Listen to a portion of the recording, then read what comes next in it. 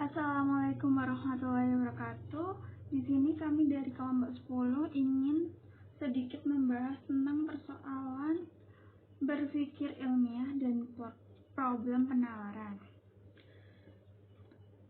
Sebelumnya, di sini kami dari kelompok 10 yang beranggotakan Ana Mustafida NIM 2619063, Permadi Pramumita NIM 2619066, Zenita Buji Hanifah NIM 2619067, serta Mayuniati 2619068. Langsung saja, yang pertama ada logika. Nah, inti dari logika ini itu adanya argumen yang kebenarannya itu ditentukan oleh bentuk logisnya, bukan dari isinya. Dengan kata lain, logika ini adalah suatu alat untuk menganalisis argumen yang ditopang untuk unsur deduktif atau induktif.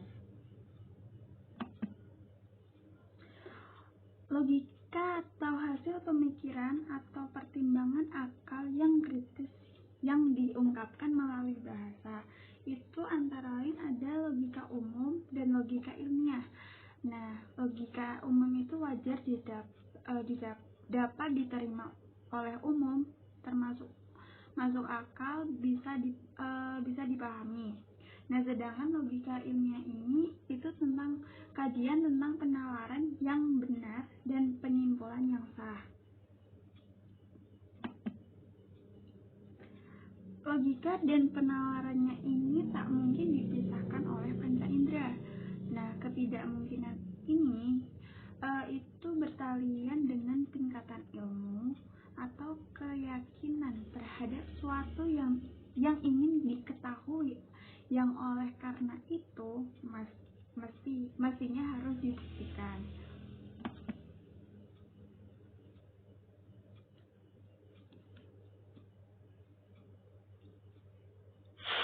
Ya, yang selanjutnya yaitu kerangka berpikir ilmiah. Ini jenis proses penalaran.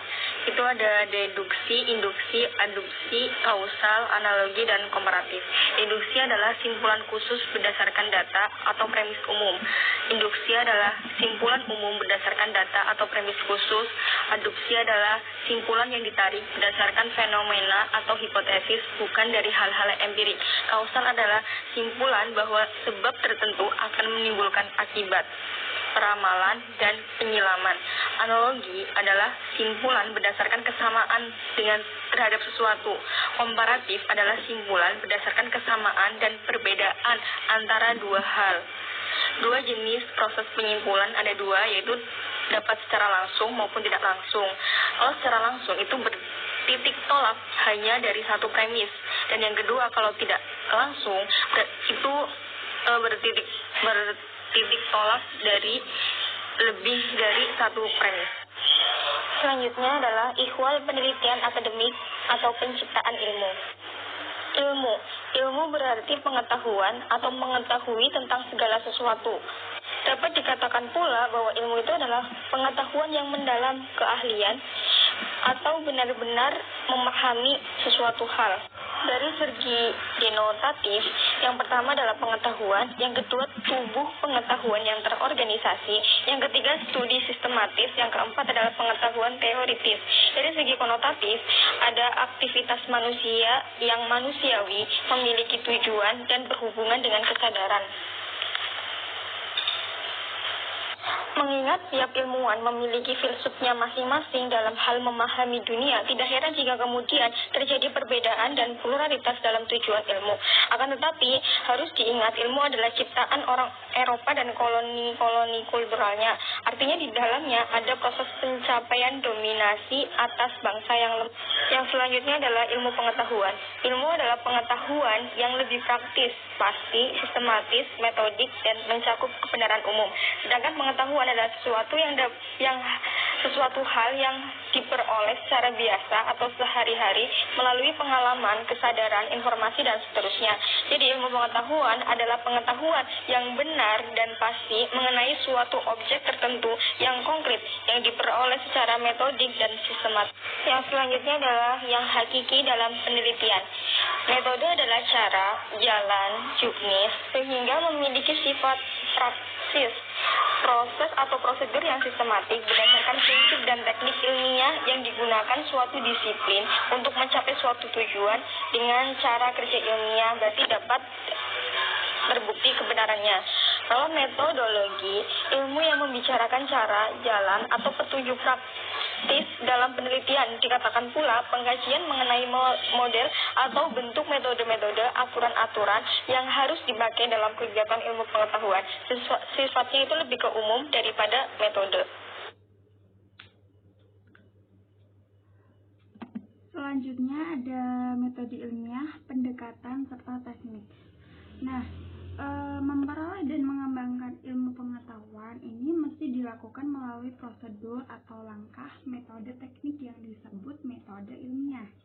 Nah, metode ilmiah ini jalan untuk memperoleh pengetahuan yang sifatnya paradigmatik karena akan mewujudkan pola pendekatan dan teknik atau instrumen. Nah, sedangkan pendekatan ini ukuran untuk memilih masalah dan data yang bertalian, jadi pendekatan mirip dengan objek formal penelitian, yakni sudut pandang keilmuan tertentu.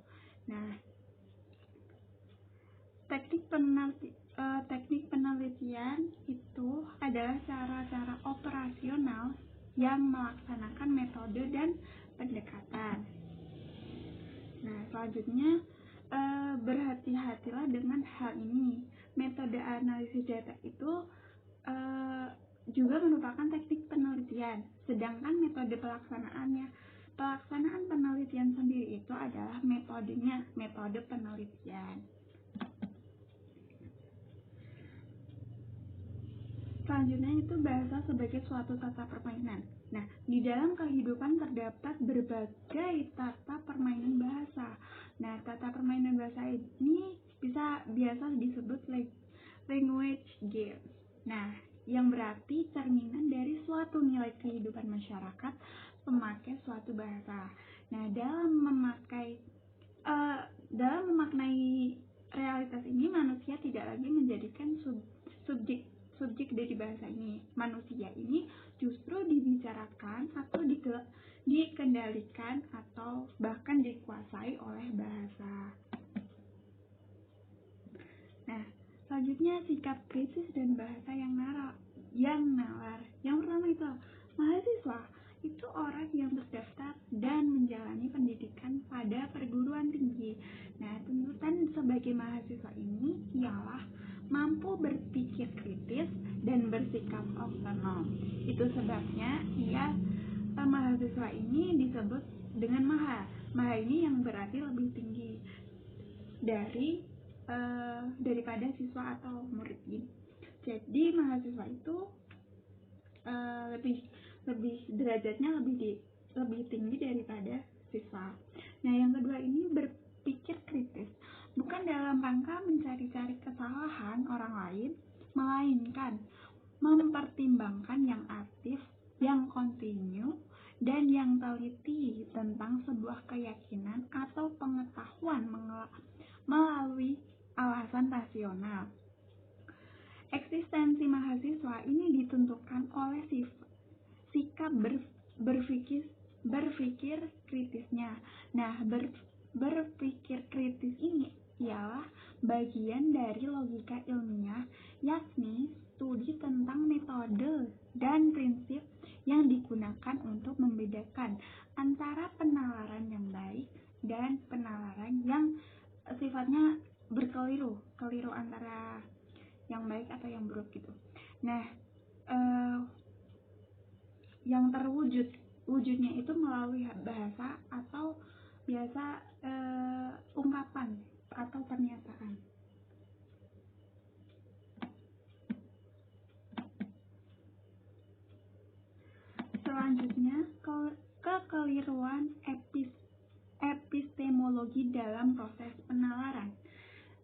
kekeliruan ini biasa terdapat kekeliruan informasi. Misalnya kuliah di Universitas X itu sungguh nyaman dan aman. Kekeliruan diksinya, kuliah di Universitas X itu cukup murah. Nah, kekeliruan argumentasi ini yang pertama, alasan yang diberikan menghindari pokok masalah. Yang kedua, bisa alasan yang memberikan bukan mengenai pokok masalah. Nah, yang ketiga, alasan yang diberikan ini tidak berdasarkan pendapat pakarnya. Kemudian yang keempat, itu berdasarkan alasan yang diberikan berdasarkan pandangan yang a priori. Selanjutnya, ada kekeliruan ambiguitas, kekeliruan penegasan, kekeliruan praanggapan, kekeliruan peremehan, serta kekeliruan psikologis. Lanjut, cara menyajikan topik atau pokok bahasan tulisan ini untuk tujuan-tujuan tertentu itu biasa disajikan secara tulisan deskripsi atau pemberian, yaitu realistis itu versus impresionistis. Sedangkan tulisan narasi itu atau pengesahan itu artinya ekspositoris versus sugestif. Nah, kemudian tulisan eksposisi atau pemaparan ini biasa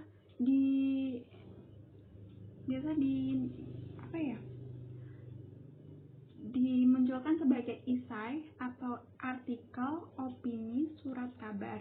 Sedangkan tulisan argumentasi atau pembahasan ini biasa dipaparkan dengan karya tulis ilmiah, artikel ilmiah, atau bahkan laporan ilmiah.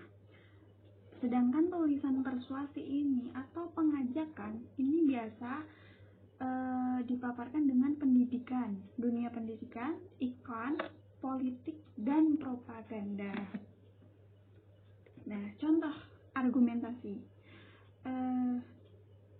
Meneliti berbagai permasalahan di Indonesia dengan menggunakan begitu saja teori atau pemikiran barat, ibaratnya menembak burung dengan meriam. Nah, hal ini berarti suatu teori atau pemikiran ini pasti lahir karena konteksnya, sehingga begitu digunakan pada konteks lain yang berbeda, tidak serta-merta teori atau pemikiran tersebut ini dapat dioperasionalkan. Nah, konteks inilah yang oleh Bourdieu disebut dalam istilah ranah. Mungkin cukup sekian dari kelompok kami, kurang lebihnya kami mohon maaf. Terima kasih. Wassalamualaikum warahmatullahi wabarakatuh.